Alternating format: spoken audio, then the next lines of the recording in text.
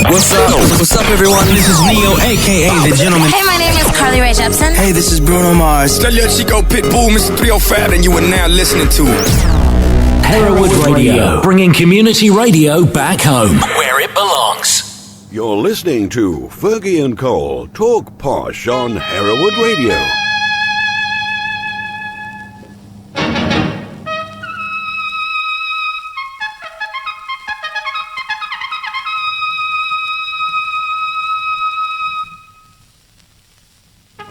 On tonight's show, the Rochdale Game, where we write to sell John Taylor and we meet our new co-host. This is Talk Posh.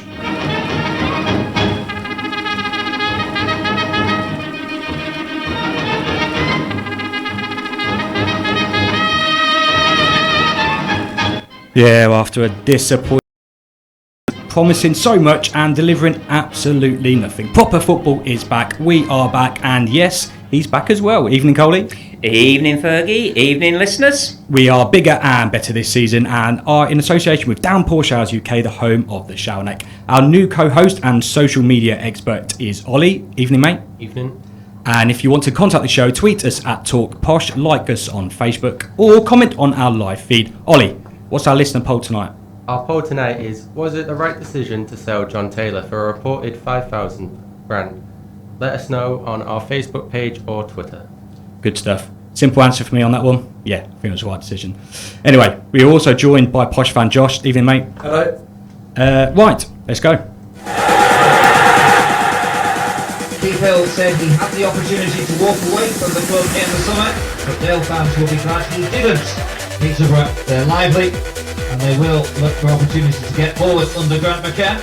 And Mendes Lang wins the corner for his side. Swung into the centre. Goalkeeper comes and fails to collect. He needed the help of his defenders, and it's all the way back in. And it's Andy Cannon.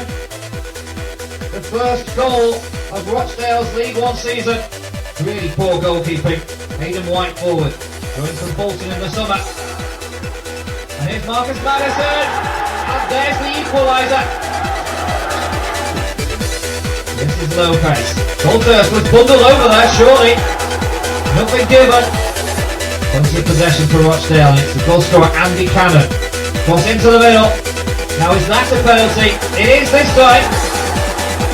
The referee points to the spot. Reckless challenge. Ian Henderson always reliable from the spot. And he is once more. Dale back in front. Well, it's already been a topsy-turvy game, and there's still plenty of time to go here. Peterborough move it forward nicely here. Goodness me, 4 goals already, and that's Chris Forrester. Just up there though, moving forward, Mendes Lang is on, it's between the keeper and the defender, and the referee has a decision to make here. Baldwin looks sheepish, it's a yellow, put back in, oh that's Spill, and Edwards capitalises, it's in. We're way back into this. Alan Jones doesn't win it though.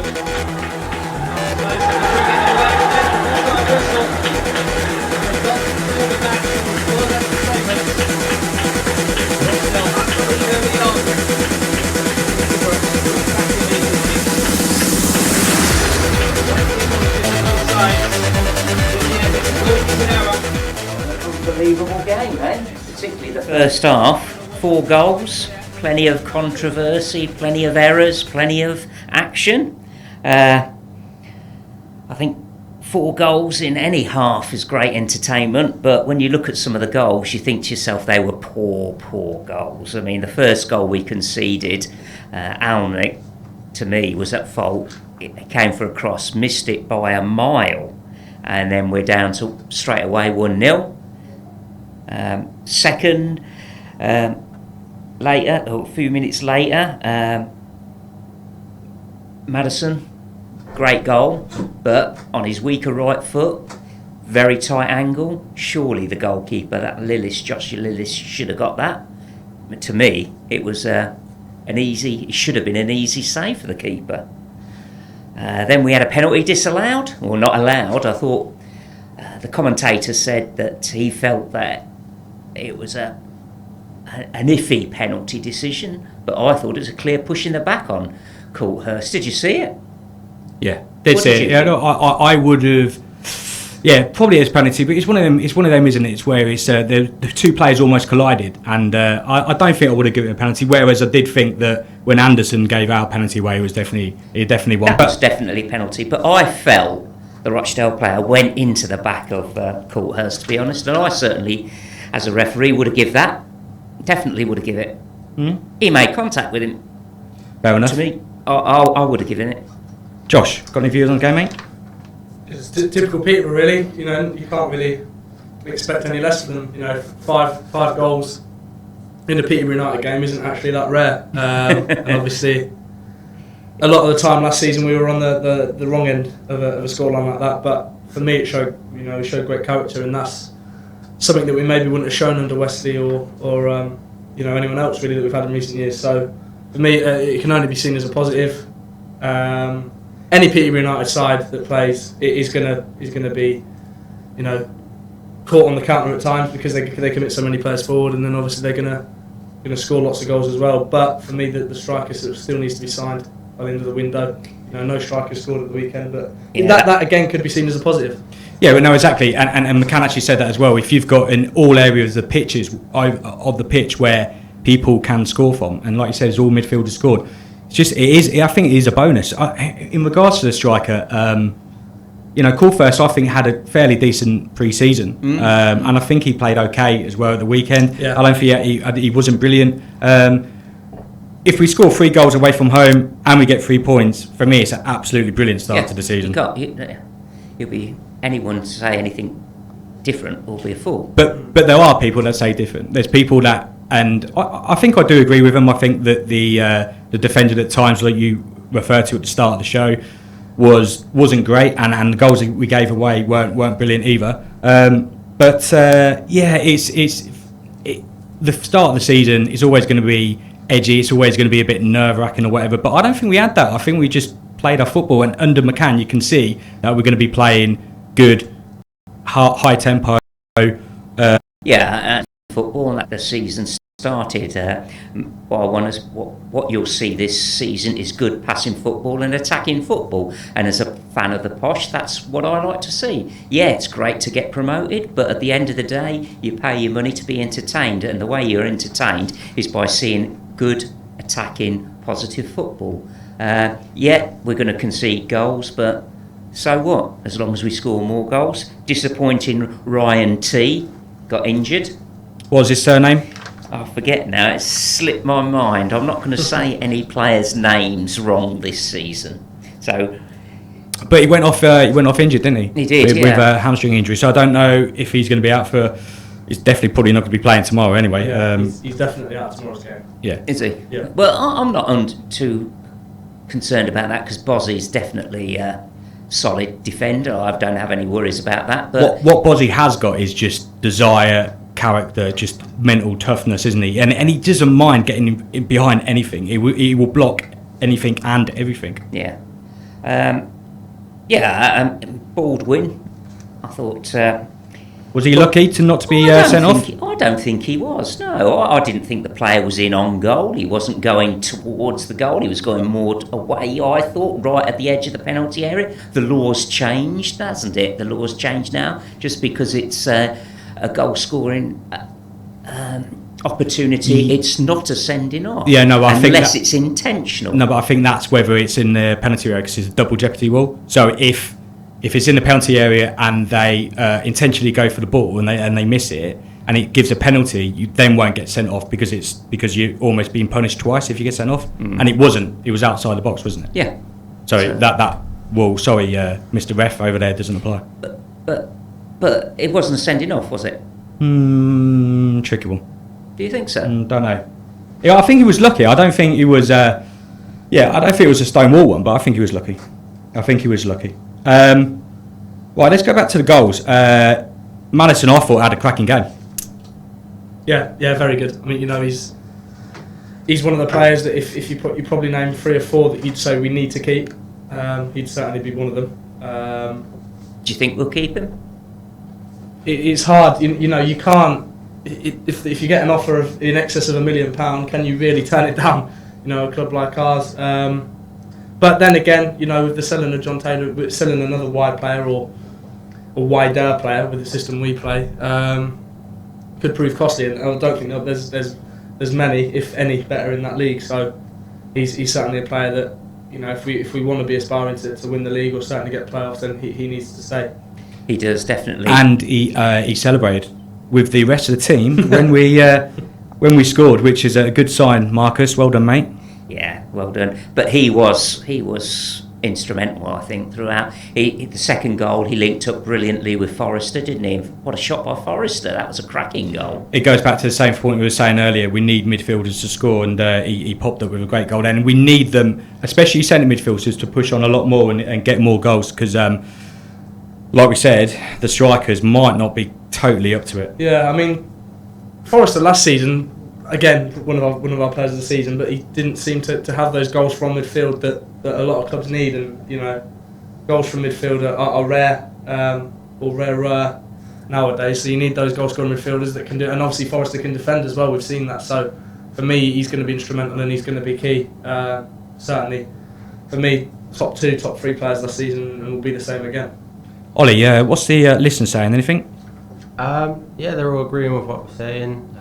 You know, typical Posh performance, a bit shaky at the back, but it was all round good performance, and at the end of the day, 3 goals, 3 points. The left back was supposed to be getting quite a bit of a pasting in the first half, but you know, it's first game. He's stepped up a league, hasn't he?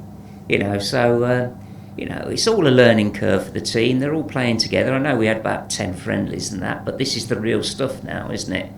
I think we're stepping the right direction. I'm not too disappointed with Paul Taylor. I think he's a solid forward. I don't think he's a sort of player that will score loads and loads of goals, but he will get goals, and he puts in so much effort.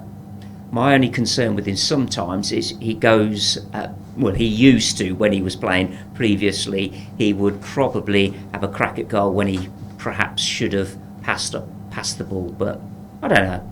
He certainly puts in the effort. I think he had a great chance on he did. To get on the ball, didn't he? But he I don't know. He's probably just a bit rusty. Obviously, he hasn't been playing for a year, has he? So he's going to be rusty so, like that. But yeah, I think the whole team showed enormous character, and it is going back to them sort of Fergie days when we're just going to score more than the opposition. Yeah. And McCann obviously played under Fergie. So do you think he's taking that kind of mantra away from Fergie's kind of thing? I mean, is he taking that away? Does he want to play that one? Certainly, McAnthony wants to score and shed loads of goals this season.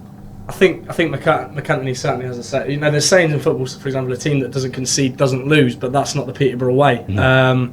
I think it's just a case of a team that scores shed loads of goals will probably win, which again, even with us, hasn't been the case in recent years. So I think it's hard to say, you know, we need to start keeping more clean sheets, which we obviously do, but that, you know, the way we play, we are going to always be, you know, get caught on the counter, or, you know, certainly against the best teams in League One, they'll try and catch us on the break, and, you know, the pace we have going forward, we've just got to hope that we catch them out as well.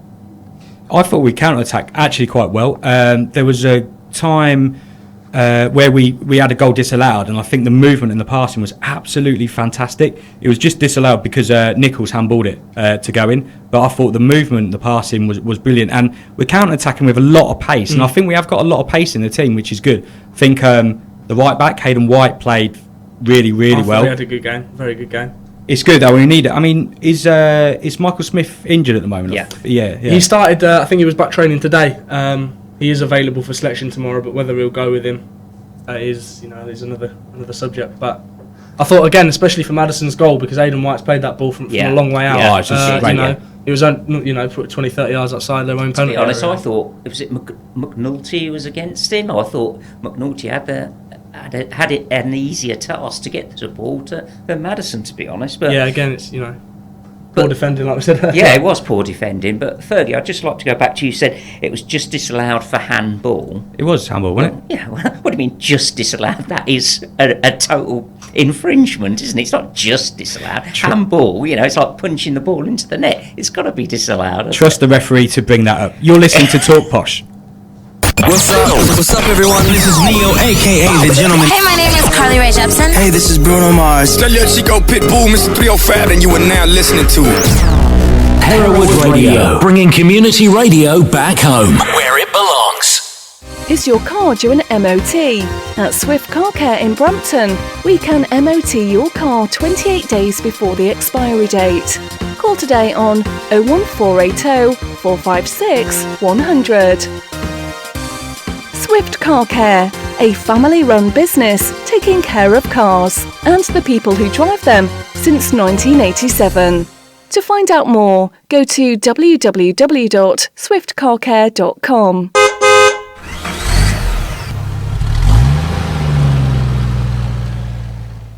Oh yeah, we're discussing the down at their ground. What I liked about McCann in his post-match interview was he speaks really, really well, and you can tell he's got a lot of football knowledge. I mean, he's just done his coaching badge as well and just finished that off, and you can tell tactically, I think that he is going to be superb for us this season. He's not afraid to make them tricky decisions, is he? No, I don't think so. I still think, like I said at the end of last season, a little bit more time, but he's there. I'm comfortable with him being our manager. I just hope we don't put too much expectation on him. I think he will try and play football the way we like to see football, certainly the way McAnthony likes to see football. And I think he'll, he's an Irishman. He's gonna stick to his guns. He's going to agree to things. So Well, he made that decision, didn't he? Anderson looked very, very leggy during that first. I mean, again, he's another player that's been out for a while. So he made that decision to take him off. I think it was in the first half as well, wasn't it? Or half time. Yeah. So he's not scared to make them decisions, and the player brought on. Well, actually, he done really well. So tactically, Josh, what do you think of McCann? I think it almost helps that he's a midfielder, because as a midfielder, you want nothing less than the ball. You just want the ball. You want to be playing football, and you want to be key to any attack. So I think if it had been a defender, that he may have looked to go more direct, may have looked to go more sort of, route one as they call it. But as a midfielder, and certainly a key passer of the ball, it's almost helped us in the sense that we're going to see good football. But going on your point there, though, mate, I think that I don't think he's afraid to use that plan B, and I think he's got that plan B. And when we was discussing on this show a lot last year with Wesley, he didn't have that plan. No, that's obviously every manager's going to have their preferred style of play, but you've got to be clever enough to switch things up. If we're playing a team that's good on the ball themselves, might have not the biggest centre backs, it might be worth trying to stick one in behind if they're slow, and with the likes of Colthurst and Angle up front with a lot of pace, Nichols in behind, maybe the way forward in certain matches. But I think his key style of play will be a positive one, and we'll get some good football at the A-backs this season, definitely. The keeper, Anik, he had some flappy moments. He won it during the pre-season. I think he signed a new contract with the club. He did. And there's a lot of people on social media that were sort of calling for his head a bit after his performance on Saturday.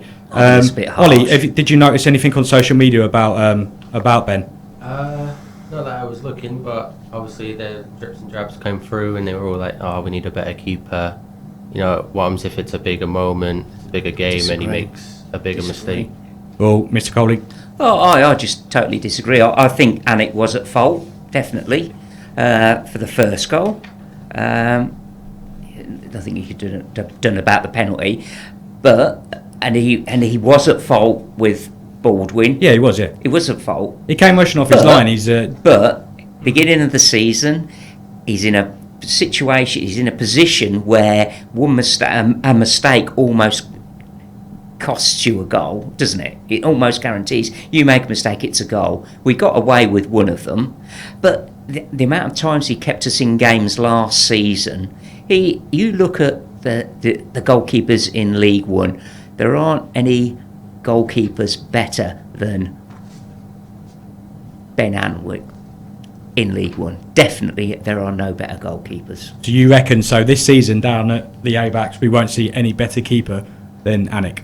Well, unless Mark Tyler plays. No, I think that's fans at home. I think you should get involved in this. If you think there'll be better keepers down here this season. On that point, actually, McAntony was adamant that he is the best goalkeeper in League One. He did say that. He was adamant, right. And I mean, with the goal, I'm not one to criticise players, but with the goal, the first one, it was in a position, the ball from the corner, where, you know, if he'd have stayed and they would have won the header and scored, for example, then fans would have been saying he's got to come for that ball. It wasn't on the edge of the 18-yard box, and it wasn't on the edge of his 6-yard box, which is easy pickings. It was in a position where a lot of keepers would have come and claimed that, but you know, it's a tough one. But no, he certainly was at fault for the first. But I do think he's one of the best in the league. I do think we'll probably see better though. I don't know. I don't think so. I think the problem is goalies have bad games. Ben's had a bad game Saturday. So we're saying, oh, there could be better goalkeepers. Yeah, I think you look over a season, you won't get a better goalkeeper. I'm confident of that. Okay. Let's see what the. Don't let me down, Ben. Let's see what the fans think. Name. My name's Paul Atherfold. Views on the game. Good game. Still a bit worried about the back four. Some of Anik's decisions were, well, debatable as to what he was doing. Jack Baldwin lucky not to got sent off towards the end of the first half. Getting down to Anik making a rash decision. Going forward, looked reasonably good. Still think we could do with an out-and-out striker. Man of the match. Marcus Maddison, his touch and the goal he scored were good. White had also had a good game for me, but overall I think Maddison edged it. Match day experience. Journey took about 2.5 hours. We drove up, went in the bar that alongside the ground. Everyone in there was very welcoming, although there were far more posh fans and Rochdale fans. Not the best of the ground, but a good day we had. Season prediction. I think at best we could at the moment be pushing for the playoffs unless we can sort the goalkeeping and the defence out, and then maybe we could push for an automatic promotion place. Confident of the season, so we look good going forward. Got some great players out on the park there. Just a little concern for me with the back four. Yeah, so it looks like he agrees with us. Keeper problems. Well, he said that, but I think the more concerning for me is the defence than the keeper. Yeah, no, he said about the defence as well, didn't he? I mean, I don't think it's too bad. Obviously, I don't think the defence is that bad. We concentrate on scoring goals, Peterborough United, don't we? You know, if you look at the players individually, Hayden really isn't our first choice right back, is he? Yeah, but on that performance, he could well be. Yeah, he could well be, but he's not on paper. He's not. Had Michael Smith been fully fit, he would have played, wouldn't he? Yes. Who was our prime candidate that we wanted to sign this season? Elder. If we'd have got Elder, he would have been. He would have been first choice. That defence then would have been pretty solid. But at the end of the day, the two guys that played right back and left back put in solid performances. They could improve, and I think the management team understand that and believe and will probably address that. But I agree with him totally about Maddison, man of the match. But I disagree with Alnick. Yeah, he made some mistakes, but I don't think he's someone to worry about longer term. He'll come back into having excellent games. And just think last season, the amount of times he saved us from. I mean, he made some fantastic saves. No, I don't. I don't agree with that. Ollie, anything on social media at the moment, mate? Just a couple of updates on the poll. Got David, who said, I would not be happy with this as John Taylor is an important part of our team, in my opinion, and the fee is far too small. Obviously he's left now. A couple others agreeing with him, a couple saying Rotherham have never been big spenders, the fee is too cheap, let's hope there's a big sell-on clause. That's about it for now. Fair enough. I think we'll miss him. I mean, he scored a hat-trick on his last appearance, didn't he, against Blackpool. Scored 16 goals, evidently, in 76 appearances. Joint top scorer in the league last season. But at the end of the day, he's made it clear he wanted to play Championship. Next year, I assume he would have been out of his contract. It would have been up. So, Yeah. I'm like you, Fergie. You said at the beginning of the programme, I think it was the right decision. I would have loved him to have stayed, but I think it's the right decision. Yeah, I do. If he said he wants to go, then there's no point. Absolutely, and we'll find out the results of the poll later on. Remember to get in contact with us on @TalkPosh on Twitter and like us on Facebook. It's time for In the Media, our whistle-stop tour of stories in newspapers, websites and forums. Fergie versus Cole. 3 stories each against the countdown clock. Mr. Cole up first. Well, we've all been there when someone forgets to bring the kit for your game and you are either left with the dregs from the lost property box or ghost skins, and similar happened to Northampton Town as a delivery delay with suppliers had left them without enough home kit to wear for their first match of the season at their Sixfields Stadium. Instead, Rob's Page side had to start their first league campaign back in League One following promotion last year in their away kits. Ha ha. Within cobblers. Yeah, exactly, cobblers. That reminds me of when I used to play for Thomas Cook Reserves. We often used to turn up with a... You used to play football, Coley? Well, I used to be the sub because, okay. you know, I'd never get in the team, but I was always sub because I was the sucker that always turn up. But, yeah, the amount of times we used to turn up... And, did you ever get the most improved player? Nah. If you ever got that, then you know that you're in trouble. Yeah, no, I never got... I never... Oh, you didn't? You didn't even get that? Didn't even get Clubman of the Year? I was surprised I didn't get most unused substitute. Josh has had a few Clubman of the Years in his time, definitely. I would have got most unused subs in a season, but there you go. Right, Ollie's up next. We've all turned up on Sunday, a bit drunk, hungover. But have anyone done it on Saturday? Well, that's the same about Czech Republic, where a linesman, not a player, but a linesman has been given a 4-month ban for being drunk whilst officiating a game in the highest league. I'm not going to try to attempt to say his name because Czech, but I'll give it a go. His name was Grigor Pinskowski. But yeah, I imagine officiating. Drunk. Severely hungover, but probably not drunk. No, I've never done that. But as an official, you wouldn't have expected that, would you? That is unbelievable. Yeah. Mind you, the way some of them officiate... No, I didn't say that. Coley, you're next. Okay, just 76 days after Man United beat Palace in the Cup final, the road to Wembley started this weekend, and Hinckley AFC, who play in the 10th tier Midland Football League Division 1, and Leicestershire Village of Heather had to bring forward their home tie with Heenor Town because it clashed with one of the area's biggest annual events, the Heather Scarecrow Festival. The ground was due to be used for the festival, which attracts thousands of visitors every year. As a result, the match had to be brought forward to the evening of Friday the 5th. Wow. Game cancelled because of a Scarecrow Festival. Amazing, eh? Yeah. And the FA Cup.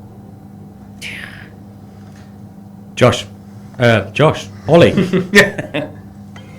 We all remember when Swansea played Manchester United and Ashley Williams kicked the ball at Robin Van Persie's head. Sir Alex Ferguson once said after the game, kicking the ball at someone could lead to trouble. Well, now it has. In a under-19s qualifying match between USA and Bahrain, the ball was kicked at one of the players' head on the floor and sparked a 35-man brawl, leading to 5 sending-offs and a couple of match bans. So I've never been drunk on the pitch, but I've definitely seen a lot of balls playing Sunday League pub football. Josh, you must have seen a couple of stuff over your time, mate. Oh yeah, I've been involved in a few as well. It's becoming a lot less regular now, to be fair. It is. Did you say 35-man brawl? Where's the others come from? Where's that? That's pretty much everyone possible involved with every squad, kitmen as well. Physio, come on. Brilliant. Mr. Cole? Okay. Brighton have revealed the bizarre reason that Alex Pritchard performed a dramatic U-turn on his move to the south coast to sign for Norwich. Was it money? Was it career aspirations? No, it was traffic. It turns out Brighton had agreed terms with Spurs and the player was on his way travelling to Brighton. There was delays on the M25, which resulted in Alex Neil nipping in to get the deal over the line, and Alex turned round and drove to Norwich. Nice. Good player. He was a good player. Played for the Posh. I was did. a bit disappointed we didn't get him back for a second season on loan, to be honest. Yeah, very good player. Yeah, there you go. Right, Ollie, your last one.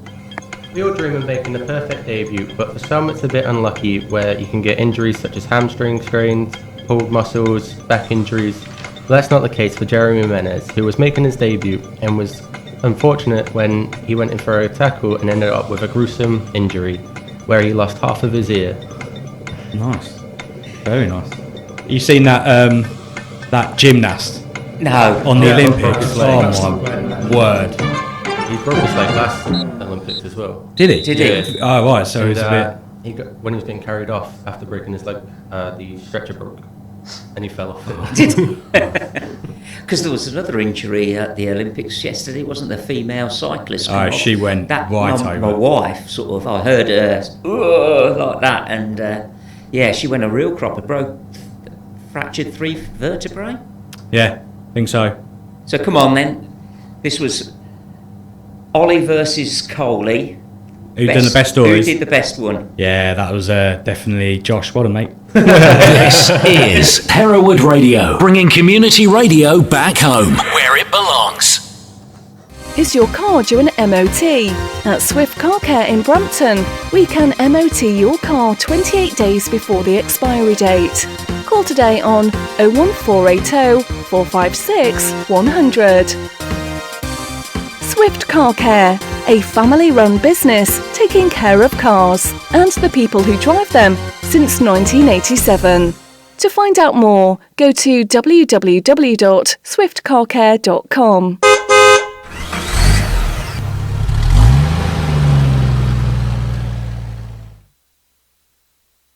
I've really enjoyed my PhD. I'm not going to give in. They answer questions, offer advice. The Alzheimer's Society YouTube channel brings you real stories of people affected by dementia, as well as information on living with the condition, Alzheimer's Society services, research, campaigns and more.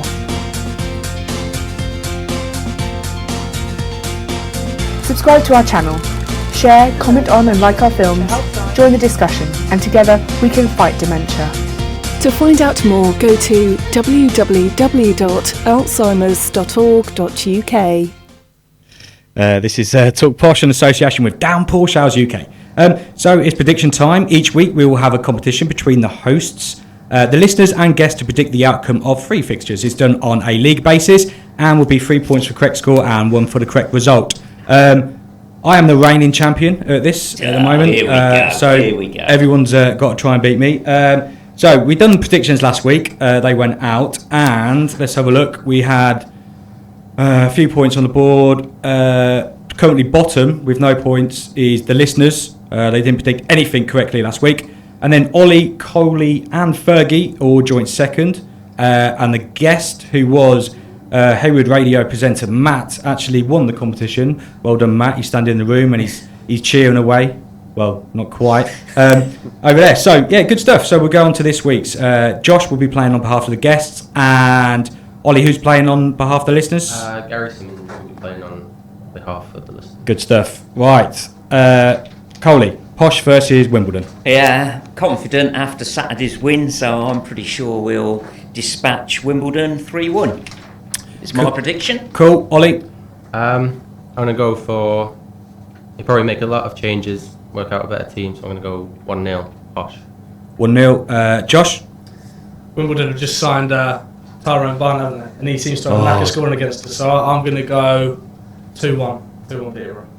Okay, cool. The listener, Ollie? And the listener's gone for 2-0 Posh. 2-0 Posh. And I'm going to go to 2-0 Posh as well. Okay, Posh versus Bradford. Coley? Oh, I think this will be a tough test for us, but I'm confident we can get a result. Although I am going for a 2-2 draw. 2-2. Okay, Ollie? Yeah, I'd say a 2-2 draw. 2-2 as well. Good stuff. Josh? Bradford are always physical, so I think we might have to change our game plan a bit. I'll go 1-0 to us. 1-0. The listener, Ollie? And the listener has gone for 3-1 Bradford. 3-1. 3-1 Bradford? Yeah. Blimey. Right, okay. I'm going to go 2-1 Bradford. No, sorry, 2-1 Bradford. Sorry, boys, didn't mean that. 2-1 Posh. Yeah. Right. Last game: Colchester versus Scumbridge. Colchester versus Scumbridge. I'm going to go for Colchester win 2-1. 2-1. Ollie. Either a 1-1 draw or 1-0, but I'd go for 1-1. I was going to say 1-1 as well, but I'll change it up now. I think two pretty poor sides, to be honest. Yeah. I'll go 0-0. 0-0. Yeah. I was going to go 0-0 as well. The listener, Ollie. The listener's gone 2-1 Colchester. 2-1 Colchester. Well, good stuff. Right. What have you gone? 0-0? I went. You did go 0-0. 0-0 as well. Yeah. Okay. Did. I did notice that last week. You predicted Posh 1-1. I predicted Posh to lose 2-0. Ollie predicted Posh to lose 2-1. The listener predicted Posh to draw 1-0, and Matt, the Hereward guest or radio presenter, predicted Posh to lose 2-1. So we all got that wrong. Nobody expected Not us confident to win. enough then, was we? No. No, it was a great result. So. Unlike you normally always go for... First game of the season. I'm going to keep a record of all your predictions this season, and I think his predictions will be that we won't lose a game all season. That's very true. Ollie, right, how's the poll going, mate? It's pretty 50-50. Michael's commented, good player when we had a very average team. Team looks stronger now, and he is a hot and cold player, more cold than hot, and he was average at best, to be quite honest. Can't see him getting into the first team unless there was injuries, but all the best to John. Interesting. Right, so tomorrow night we play AFC Wimbledon in the rebranded EFL Cup before playing our first home league game against Bradford on Saturday. Josh, how bothered are you, mate, about tomorrow's match? If I'm honest with you, I think the new setup is an absolute shambles. I just think it's become quite Americanised, really, hasn't it? It's not proper football. It's going to attract less fans than it already did. But you know, any competition Peterborough in, I'm going to want us to win. So, you know, I'd like to see us win the tournament. I'd like to see us play strong sides, which McCann said he's done tomorrow. So, yeah, it's certainly not a priority in my eyes. I'd rather see us get a cup run in the FA Cup or the League Cup. This is the rebranded League Cup. This one, the trophy, whatever that's called nowadays. The Johnson JPT. Yeah, I'd rather see us get a run in, the FA Cup or any big side down at London Road, or even a nice trip away. So it's just hard to get excited about the game. But I guess it's the momentum. If we can get another win tomorrow night, that's always a good sign, and it's always good to keep that going. I think he will change the team tomorrow night though. Yeah, Ollie? do you? Yeah, I reckon he'll change it up a bit, won't he? We will get the. We've got a good squad, and we've got some good players as well. So I think I think he will change it. Yeah. What do you reckon? I'm confident. As I said, my prediction's 3-1 victory. Bit disappointed I've got to sit down. I like standing on London Road. London Road is closed tomorrow night. Yeah. How are you going to cope with that? I don't know, mate. It's be very difficult. I suppose the stewards will throw me out for standing up or something. But it's been nice to see old Welp's back. I rated old Chris Welp down. I thought he was a great right. I didn't realise he was there actually. You must have signed during the summer. Yeah, I must have done because I only realised when I looked through the Wimbledon result on Saturday. But he's a great I thought he was a great player for the Posh through the promotions, especially when he come from, I think it was Billericay he came from, or was it Brackley Town, one of those, a nothing club, and for a small guy, he used to get up and do some headers, so I think if he plays, it'll be quite a challenge for our left back again, to be honest, but I just hope we get through this and like Josh says, get a decent draw and get somebody big down here. But problem is with this competition, the top teams just put out reserves, don't they, in the early rounds. But I'm looking forward to it, especially after Saturday's unexpected win in my eyes. So I think the players will be well up for this. And Wimbledon did win the playoffs, but they're finding life already tough, haven't they? They got beat 3-1. Yeah, 3-1 at Walsall was their opening game, lost. But like Josh said earlier, Tyrone Barnett, you just know he's going to score tomorrow night. Don't boo him, please. Yeah, exactly. That's exactly what happened last time, weren't it? And we had this conversation on the show last year as well about if you was an opposition team, opposition player scoring against your old team, whether you would celebrate. I would. Yeah. Wouldn't you? if I scored a goal, I'd celebrate. Yeah, if you played, exactly, yeah. I would be celebrating. It doesn't matter who I'd score for. Yeah, the fact that I could score a goal would be something special. But so apparently, I would. Posher never played AFC Wimbledon. Not AFC, no. AFC, but played Wimbledon twice in the League Cup so far over the years, or in the Rumbelows Cup. I think it was a two-legged game. Coley, do you know when it was? Come on. No. We're no quiz Cole this year. 1980. No, incorrect. 1991. We won the first leg away and then drew the second leg. Only at home. I remember last season, by the way, you gave me a quiz on the FA Cup, and it was about who we played, what FA Cup winner team did we play in the FA Cup, and you said it was Wimbledon. I didn't realise we'd also played in the FA Cup Wigan. Yeah, so I'm going to listen back to our old shows on Mixcloud to find out whether the question... Mind you, I forget what are you going on about, Colin? Well, I'm just trying to say that we have played more than one FA Cup winners in the FA Cup. Oh, I see. I don't know if that was a question, but... I don't know, but I just want to prove you wrong. We've got to watch number 33, Lyle Taylor, I think his name is. 23 goals last season for Wimbledon. And if I'm getting this right, he's a Montserrat international. What's that? Montserrat? Is that a country? Where's that? I'm sure I just know we wanted him at some point, didn't we? I pulled that off Wikipedia, so you know, and that is obviously always correct. I'm just pleased the guy Akin Fenwer, the beast. Thank you. Yeah, he's no longer there because did you see him in the playoff final? He looked like a wrestler, didn't he, or a bodybuilder? Unbelievable. Ooh, what defender would go anywhere near him? I certainly wouldn't. I would put one on him, to be fair. Bradford on Saturday. They've just drawn 0-0 at home to Port Vale. What do we reckon about that one, Ollie? Bradford always been one of those yo-yo teams. You never know what performance you're going to get with them.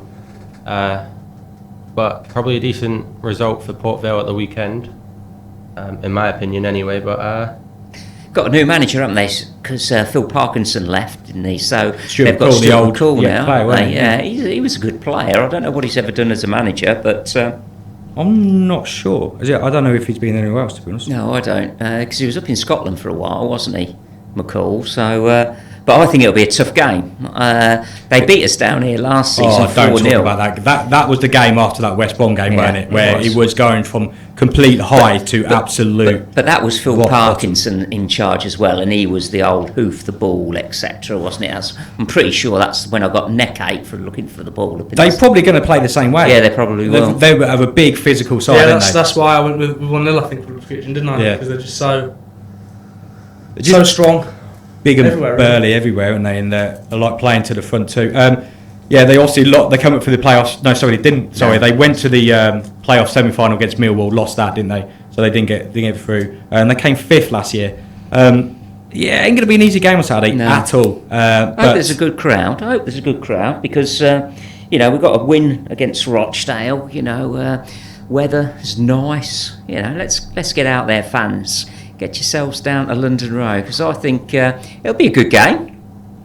Ollie, anything more from the listeners, either on the poll or anything to do with the games? Just one more on the poll from David. John Taylor cost us 75,000, but we sold him for a reported 500,000. That's a good profit. It is.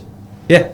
You can't argue with that, can you? You can't. To be fair. That's right. No. I mean, I was a bit surprised some of the comments on the Peterborough Today website about here we go again. This was one of them, with a large squad and a desire to move on some of the make-weights. Fat Barry moves on one of our better players so he can top up his wallet.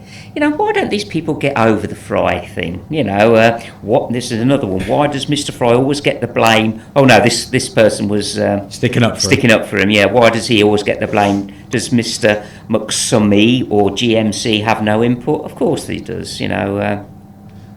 Well, I think we'll talk about that a bit later on as well, once we've got the poll result. But I think you're absolutely right. I think it's a definite 50-50 as shown in the poll. But we'll get them results any second now. Up next, we've got a brand new feature. Don't get too excited though, guys. It involves Coley's musical taste. You're listening to Talk Posh. Yeah, I'm ambassador for a charity called the Free Kicks Foundation, which is a Peterborough-based charity which I first got involved in when I moved there, and see a lot of the things they've done, because you see the smiles on the faces of the children, you see the children come in on a day-to-day, and we had a lot to do with it, and it was just nice. I mean, seeing the young children that are disadvantaged and not very well, to finally have that day where they can really put a smile on their face, and it means a lot to them and their family. Football seems to bring everyone together. Everyone has their favourite club, and when they've got their favourite club, they all stick together, the fans, the players, and the whole club as a general. So the club want to help charities, the players want to help charities, the sponsors want to help charities, and I think that's what brings it all together. There's a lot of activities that are set up within football and football-based that bring everyone together, and you see the smiles on the faces of the people when they come to football, when they do football activities, and that's why it means so much to people. To find out more, go to www.freekicksfoundation.org. Coley. Right then, this season we've got a musical quiz rather than my song of the week. What I'll do is play. Thank God for that. What do you mean? You mean you didn't like some of the songs I played? Well, I don't know what's going to be on the songs this year, mate, as well. So I shouldn't speak too soon. No, you shouldn't, mate. Right, what I'm going to do is play 3 songs, or part of 3 songs, and all of the songs will have either a tedious or tenuous link to the posh. Probably more tedious. Yeah, I noticed you said that earlier, to be honest, before we came on air, but I didn't like that word. I thought it was going to be a tenuous link, right, but never mind. For example, here's to give you and the listeners an example of the type of thing that I might do. It's if I played Heart Attack by Demi Lovato, Poison Arrow by ABC, and Kill the Director by the Wombats, what posh person would I actually be making some form of tedious link to? I have no idea. Goldie, what do you reckon? Who is it? Okay, it's Mr. Fry, Barry Fry. Yeah, right, yeah, good luck, listeners, with this. Well, surely you know Barry suffered 2 heart attacks. Right, yeah. So, Heart Attack, Demi Lovato. Good. ABC, Poison Arrow, lead singer of ABC is? No idea. Martin Fry. Right, okay. And the last one, Kill the Director by the Wombats. Barry is? Posh's Director of Football. A simple quiz, see? Listeners, you really are going to help us out. Make sure you contact Ollie on at Talk Posh. Coley, should we go for it? Go on then, play the first track. First song. There's a sad sort of clanging from the clock in the hall and the bells in the steeple. This is awful. It's not awful. What can we get from this? Bird? Cuckoo? Graham Wesley. Good start. It's a good guess, but not who I had in mind. So apparently I think the song, only because I've got it in front of me, is called So Long Farewell. So yeah, we should bear that in mind. So Long Farewell. Do you know who it was by? No, that was an awful song. Why would I know that? It's from a famous film. The album was #1 for donkey's years. Right, okay. It was by the Von Trapp family. Oh my! Von Trapp, do you know that? The Sound of Music. We're now playing Von Trapp on Talk Posh. Talk Posh. This is what it's coming. So that's the first. Right. Okay. So next song. It's 1 for the money, 2 for the show, 3 to get ready. Now go, cat, go. Don't you? So Elvis Presley. Elvis Presley. Singing. Blue suede shoes. Blue suede shoes. Yep. So we've got So Long Farewell by the Von Trapp family. We've got Blue Suede Shoes by Elvis Presley. There is nothing in that at There's all. There's a link. Ollie, anything on Twitter or anything? No, not on Twitter. Yeah, no, I wouldn't have thought I would be, mate, to be honest. Someone who's gone is the only link I can find. Someone who's gone, yeah. Okay. So Long Farewell. Yeah. I'm not sure what the shoes have got to do with them. Yeah, Blue Suede Shoes, Elvis Presley. The next track is a giveaway. If you link the songs up, the next track is a giveaway. Right, fingers on your buzzers, boys, and we'll go for it. Here we go.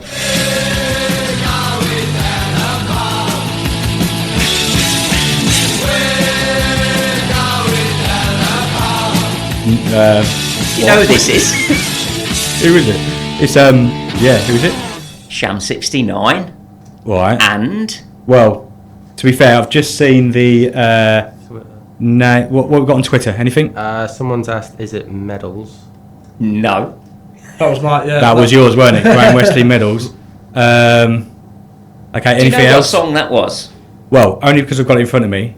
Oh, And I reckon as soon as I'm not going to put the names on the tracks that I give you to play in future, because you can twig it from the title of the song. any can't more you? listeners, Ollie, before we have a guess? And I thought this was no. simple. Oh, I thought this was easy this week. Okay, so we've got So Long Farewell. So it's got to be a player that's left. Correct. Blue Suede Shoes, I have literally no idea. And the name of the last song is Hurry Up Harry.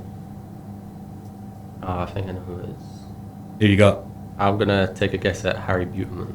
Harry Buteman. Correct. Good stuff. Right, yeah, but- What? Yeah, but Yeah. why? just So someone long- who's left and So Harry. The shoes, I'm Yeah, I don't get the shoes. Where did he go to? Northampton. Northampton. What the nickname of Northampton? Cobblers. And what do cobblers make? Shoes. There you go. Simple, eh? The Got whole there in the musical quiz. Tedious link or tenuous link. Tedious. Tedious link. No, that's one to tedious. Next week it'll be tenuous. So you get the idea, guys. Listeners, if there's any left, more of that next week. Is it better than my song of the week? Yeah. To be fair, it was quite good. I like it. All right, mate. Right, Ollie, what's the result of today's poll? It's pretty 50-50 still. So, Yeah. yeah. A couple of fans a bit upset he's gone. A couple of fans thinking as long as we get someone decent in, then it's not really a loss. And some still... Well, we'll open it up to the studio. Josh, what do you reckon? The Taylor. Yeah. Yeah, for me, he's not. I'm not really too fussed about him leaving. Again, he wasn't really a starter too much. When he was a starter, he certainly made more of an impact off the bench. And again, you can't criticise a player for moving up a league. The fee again is questionable. I think that they've bought 3 players off us now, haven't they? With Neil, Frecklington, and Taylor. Yeah. So again, I know he featured on Saturday for Rotherham. So if he's a key player for them and proves me wrong, then certainly fair play to him. But for me, not a massive loss, and certainly replaceable. I'm on your side. I think. I think the fee's a bit low, but is it really? 500 grand? It's not too bad. What did we buy him for? Did you say 70 grand or whatever? It was with a profit. So with a profit, and my main reason why I think it's right for him to go is that's what the club we are. That's the only way we're going to succeed. And I know there's loads of people on social media that slate people that say that getting rid of players just to balance the books and keep it going. And we've heard that a lot, Ollie, haven't we? Like different people saying about the financial side of it and how we're ever going to improve if we get rid of players. Fact of the matter is that we just don't have the crowd to generate the money, to generate the turnover, to establish the club and financially we have to sell a player every year. Sadly, but that's the way it is. And let's Exactly face right. it, we've done it really, really well over the years. We've made good profits out of players. I remember Michael on the end of season show that we've done last year, who brought in the accounts, and he showed just how dire it would be if we didn't sell players. And it's got to be the way. And for the listeners and for the fans at Slate McAnthony, honestly, I think you just need to back down a bit because it's getting ridiculous. The trolls on Twitter for McAnthony it's awful. Really? Yeah, it's awful. I don't read that sort of tripe, but what I would say on that is that his article, he usually does a pre-season article in the Evening Telegraph each year. I thought it was very every year leading up to this year, he's been very positive. We're going to score this many goals, we're going to get promoted, we're going to do this, we're going to do that. He has been definitely affected by it. In his article this year, he was very downbeat about it. He didn't predict certain things because he knew that he would get slated straight away by the Twitter. So instead, he was like, I want to score, certain amount of goals, but he also said, I want fun. I want to be, bring the fun back to Posh. He didn't mention what he wants to do this season. And last season, the end of last season, or was it when he appointed McCann? I watched the appointment on Periscope, and I think he said that the fun in London Road had gone with Wesley. And completely. And he needed to get that fun back in. And, the fact that they've got legends of the club now back and at the top of the club, in McCann, Farrell. in Farrell and Tyler. Yeah. and that's right. You know. Yeah, no, I agree. As I say, with the appointment of with Wesley leaving, he seemed very.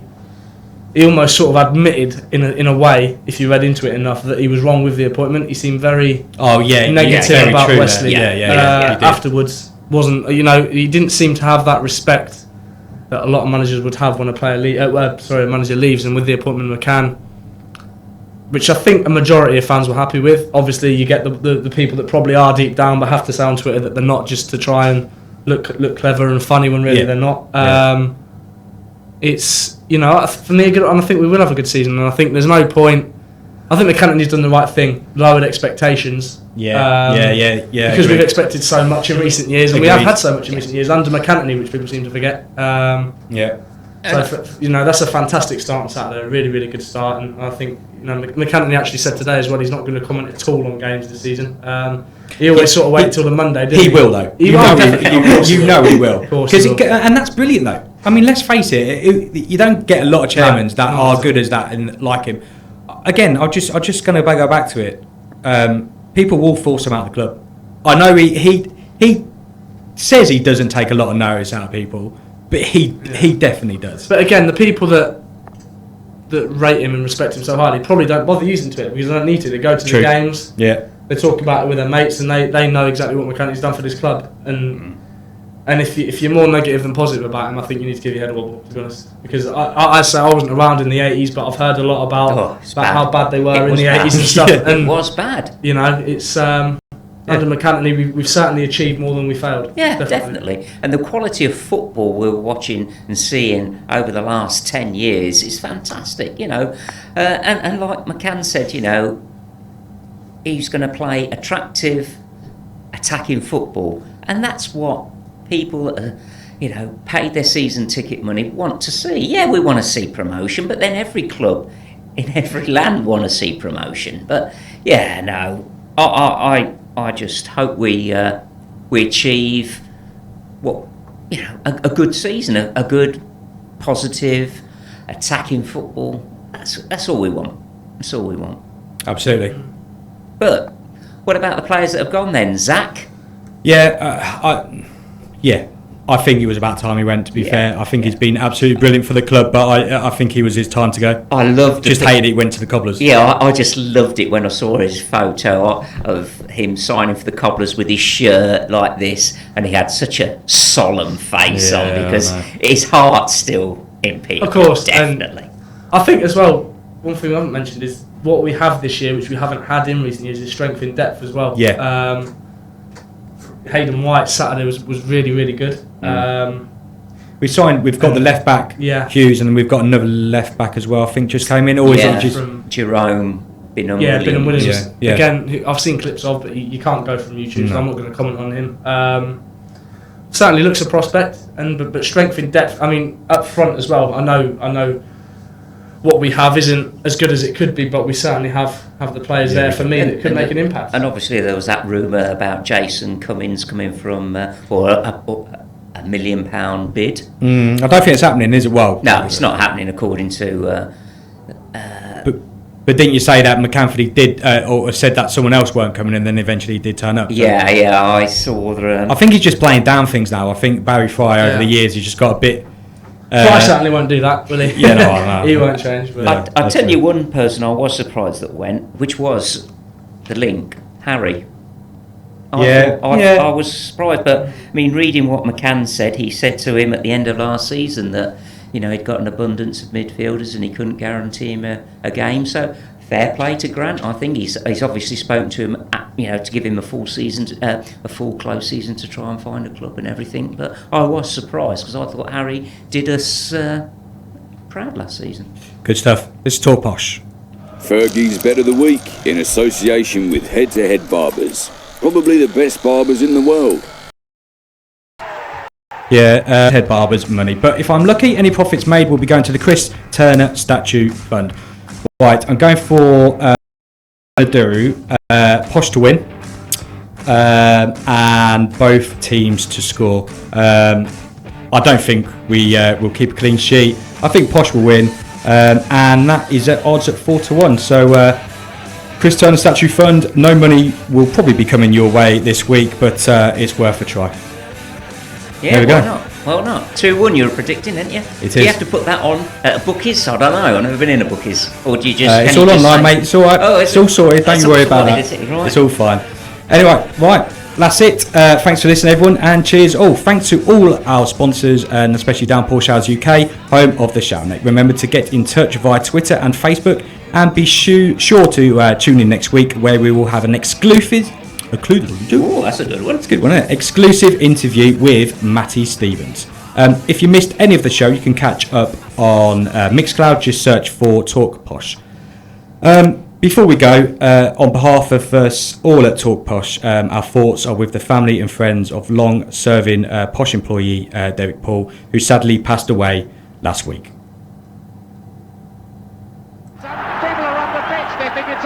Bomb a bomb a bomb a bomb bomb a bomb a bomb for dang a dang dang for ding a dong ding blue moon moon blue moon dip dip dip moon moon moon blue moon dip dip dip moon moon moon blue moon dip dip dip bomb a bomb a bomb a bomb bomb a bomb a bomb for dang a dang dang for ding a dong ding blue moon.